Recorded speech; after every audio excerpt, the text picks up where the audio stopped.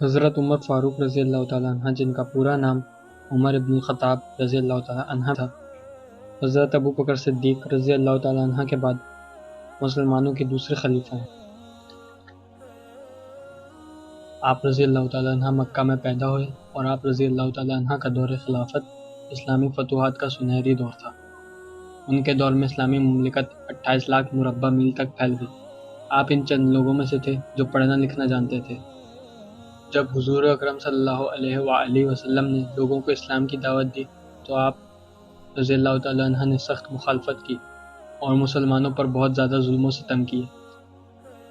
حضرت ابن عباس سے روایت ہے کہ حضرت محمد صلی اللہ علیہ وآلہ وسلم نے دعا کی، یا اللہ، عمر ابن الخطاب کے ذریعے اسلام کو غلبہ و قوت عطا فرما۔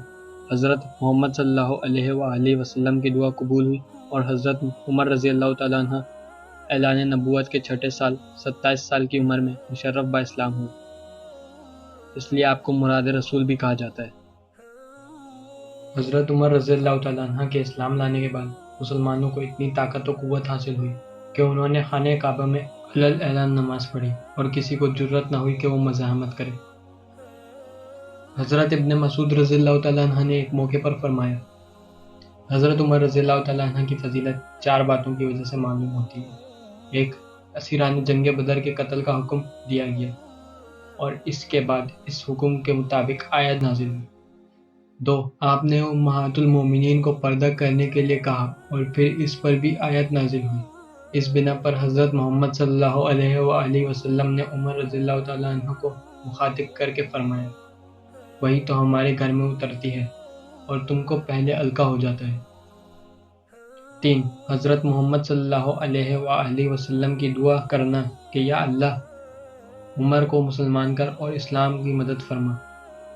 4، آپ کی فضیلت کی چوتھی وجہ آپ کا اول ہی حضرت ابو بکر سے بیعت کر لینا ہے۔ آپ رضی اللہ تعالیٰ عنہ ہجرت کے بعد حضور اکرم صلی اللہ علیہ وآلہ وسلم کے ساتھ تمام غزوات میں شریک رہے۔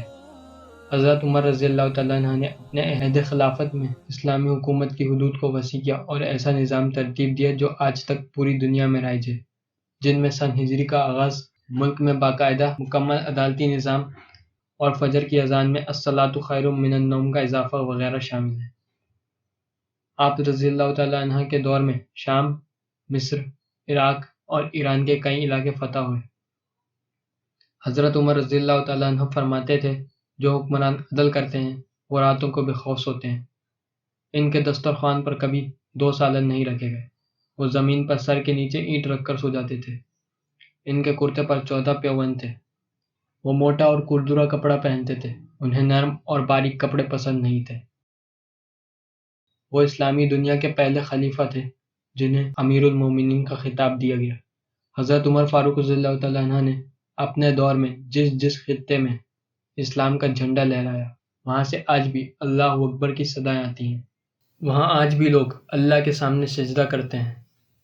حضرت عمر رضی اللہ تعالیٰ عنہ کے بارے میں مشرکین بھی اعتراف کرتے ہیں کہ اسلام میں اگر ایک عمر اور ہوتا تو آج دنیا بھر میں صرف دین اسلام ہی نافذ ہوتا۔ حضرت عمر رضی اللہ تعالیٰ عنہ 27 ذی الحج کو فجر کی نماز پڑھ رہے تھے کہ ایک غیر مسلم اجمی غلام ابو لولو نے آگے بڑھ کے خنجر کے پے در پہ وار کیے، جن سے آپ جان بحق نہ ہو سکے۔ 3 دن بعد یکم محرم الحرام سن 24 ہجری کو زخموں کی طرف نہ لاتے ہوئے مقام شہادت پر فائز ہوئے۔ یوں عدل و انصاف کا یہ آفتاب دنیا سے ہمیشہ کے لیے غروب ہوا اور رہتی دنیا تک عدل و انصاف کی کرنیں چھوڑ گئی۔